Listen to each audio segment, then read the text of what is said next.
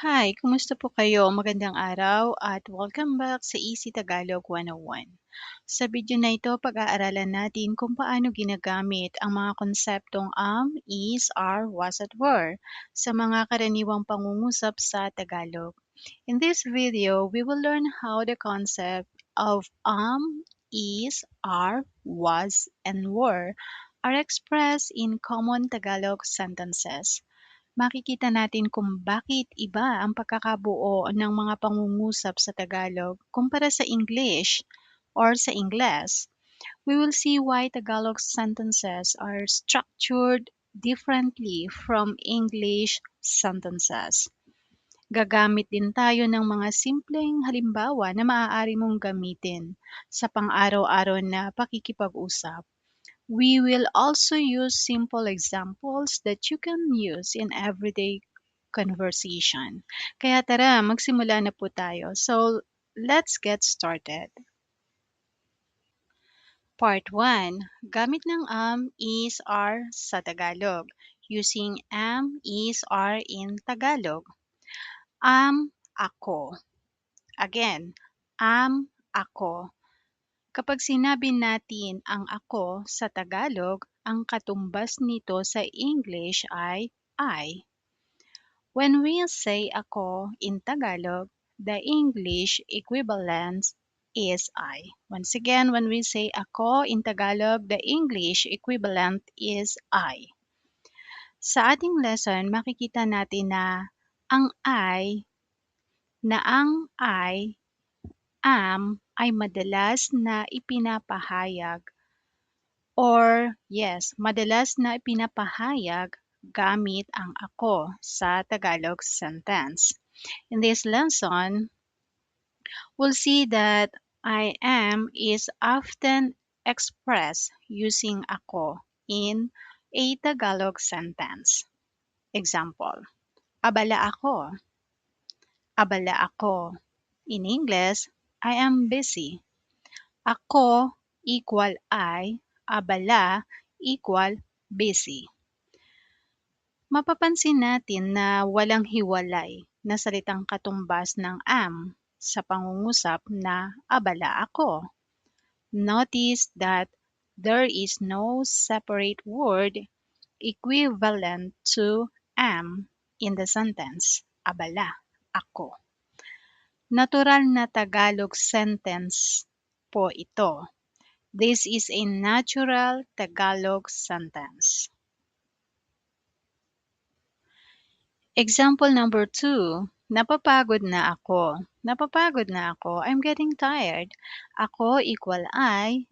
Napapagod equal getting tired. Dito ang napapagod ang nagsasabi ng kalagayan ng nagsasalita, habang ang ako ang nagsasabi kung sino ang nakakaranas nito.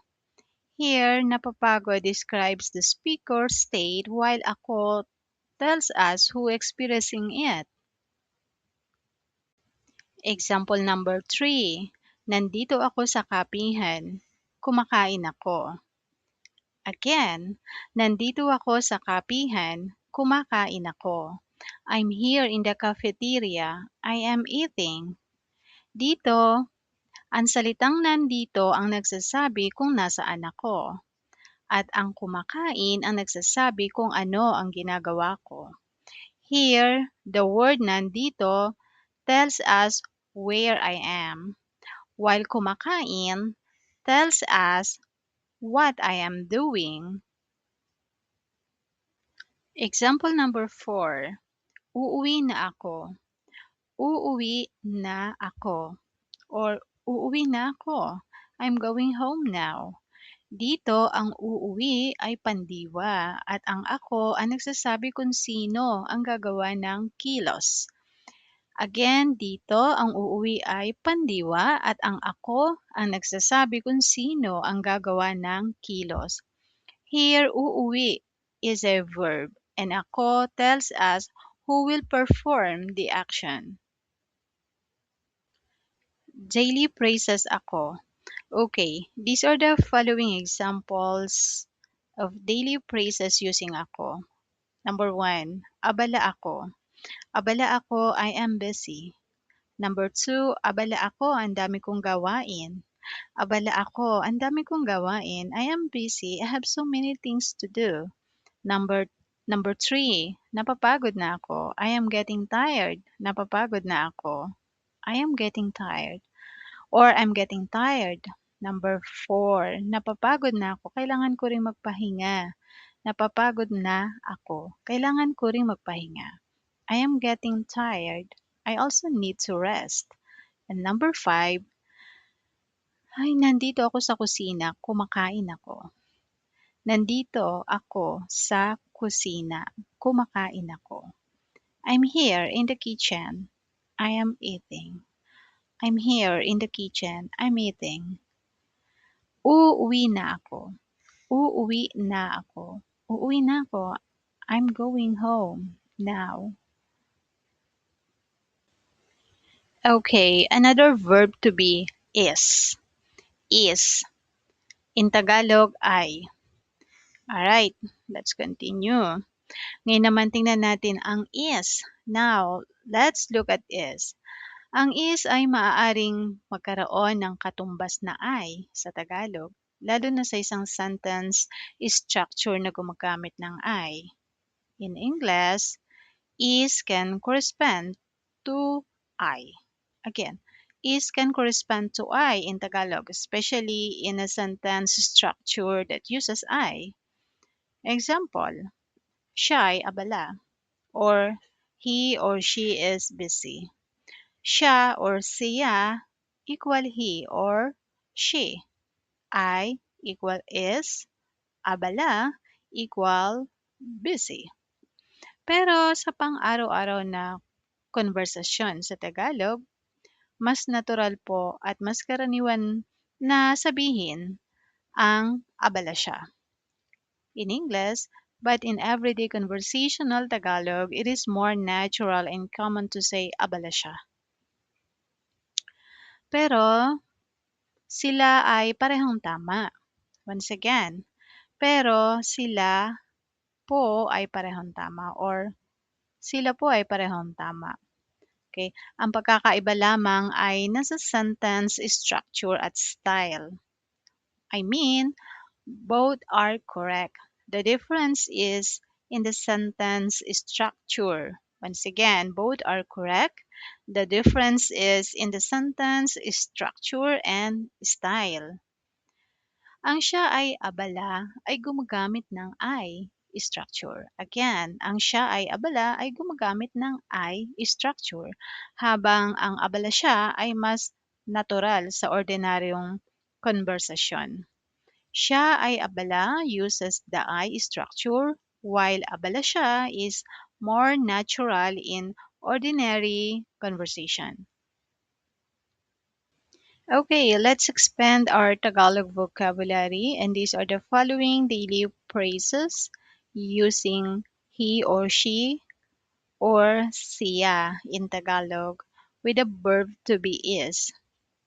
Okay, abala siya, abala siya. He or she is busy.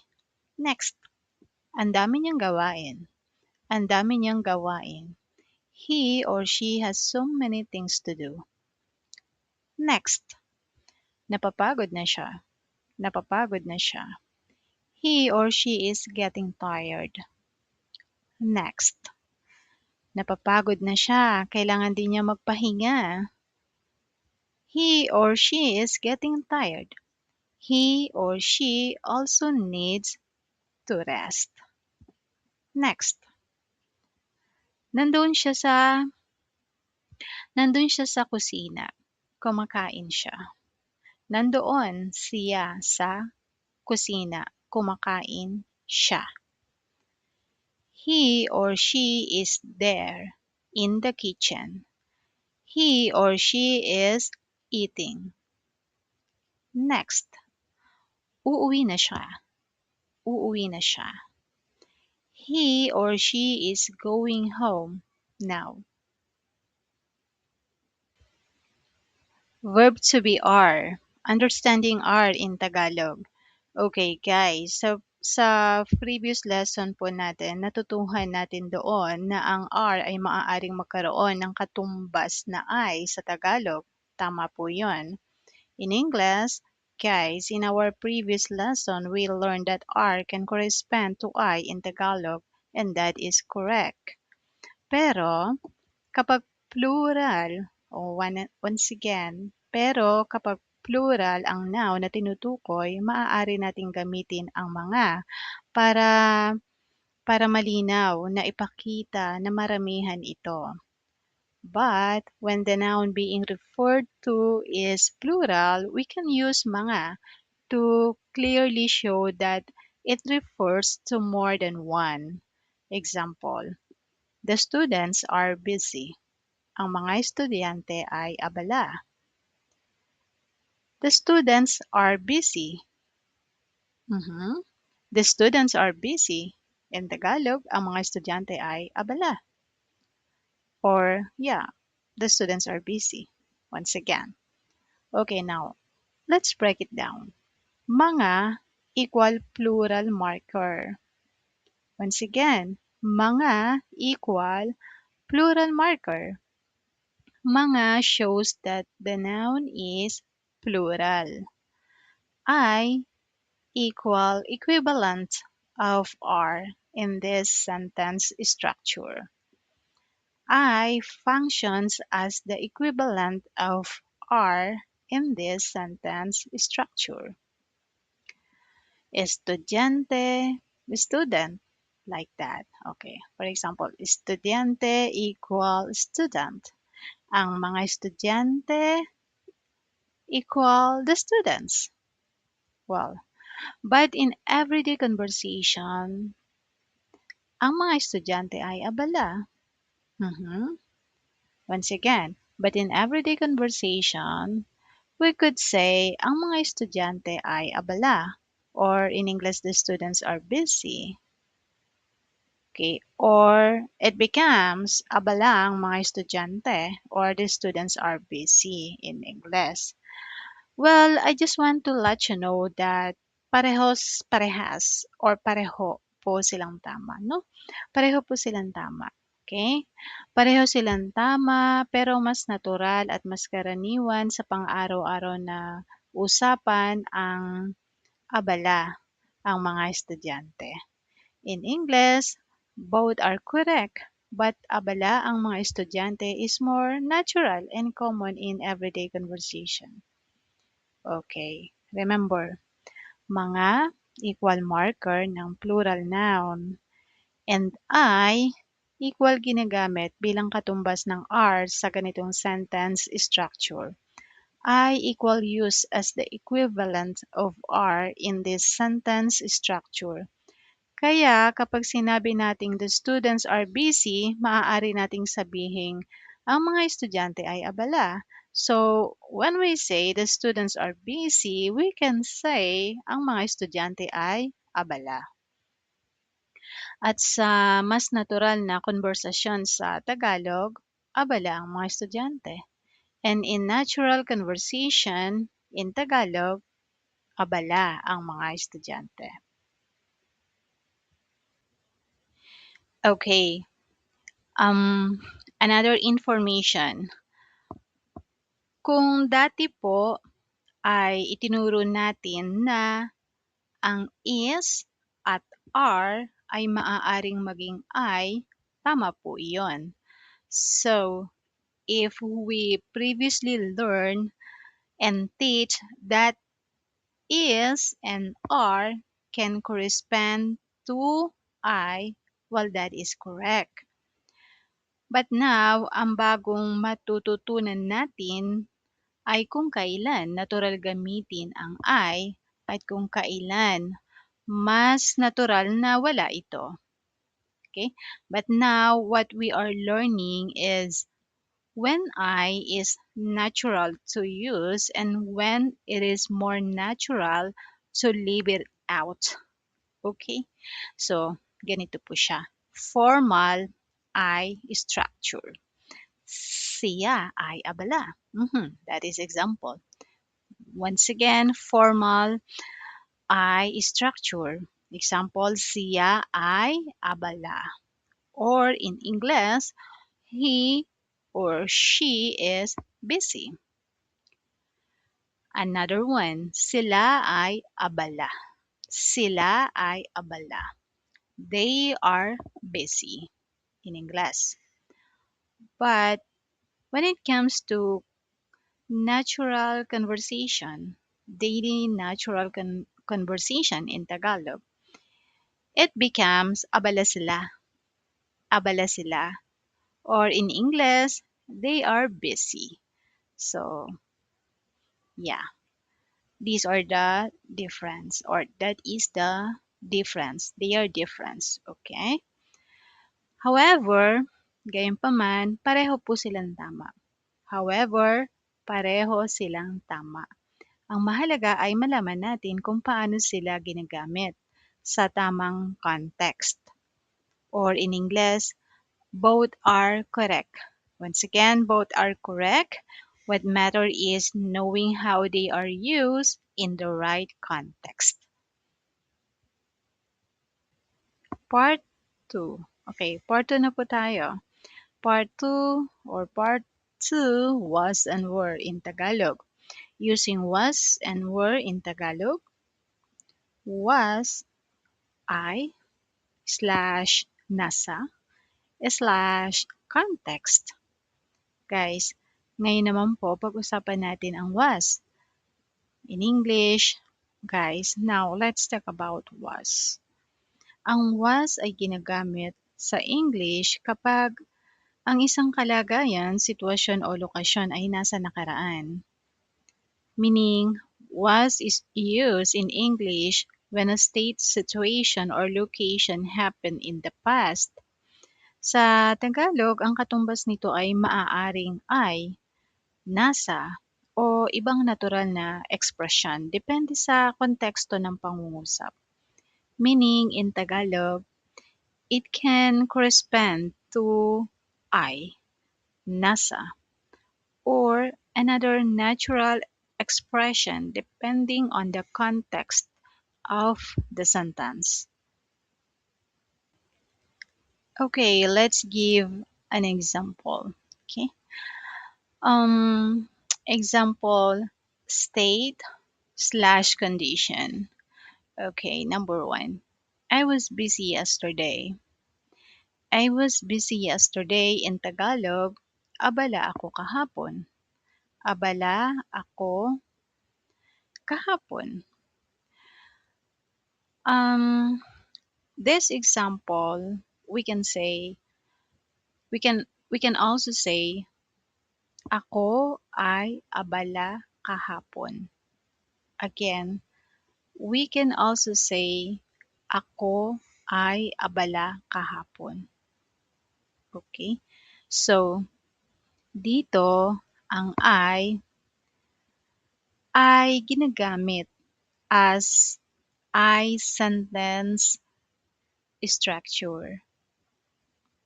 Once again, dito ang ay ginagamit sa I sentence structure, habang ang kahapon ang nagbibigay ng past context.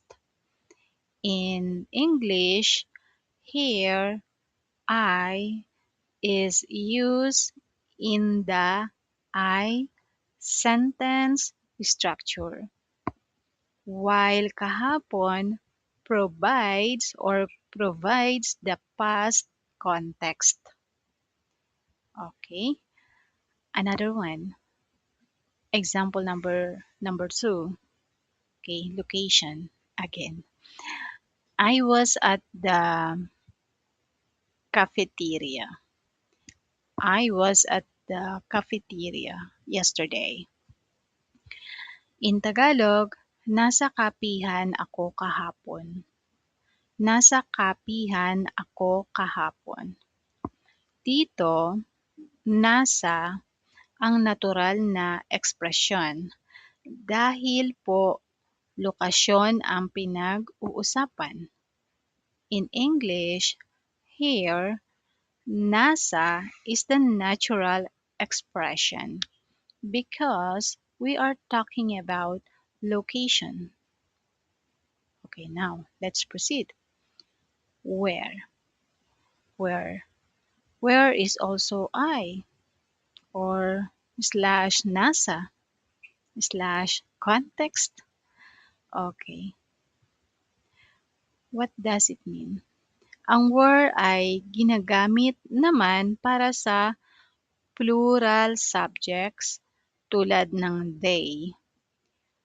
In English, where is used with plural subjects such as they. Tulad ng was, ang natural na Tagalog equivalent ng where ay depende rin po sa konteksto ng pangungusap. Meaning, like was, the natural Tagalog equivalent of where also depends on the context. Okay, once again, like was, the natural Tagalog equivalent of where also depends on the context of the sentence. Example. Okay, example. State or condition. Okay. Example, they were tired. They were tired last night. They were tired last night in Tagalog. Pagod sila kagabi. We can also say maaari rin nating sabihin in Tagalog, no? So again, maaari rin nating sabihin or we can also say sila ay pagod kagabi. Sila ay pagod kagabi. Or in English, they were tired last night. They were tired last night. Okay? Pero mas natural lamang sa pang-araw-araw na usapan ang pagod sila kagabi. Okay?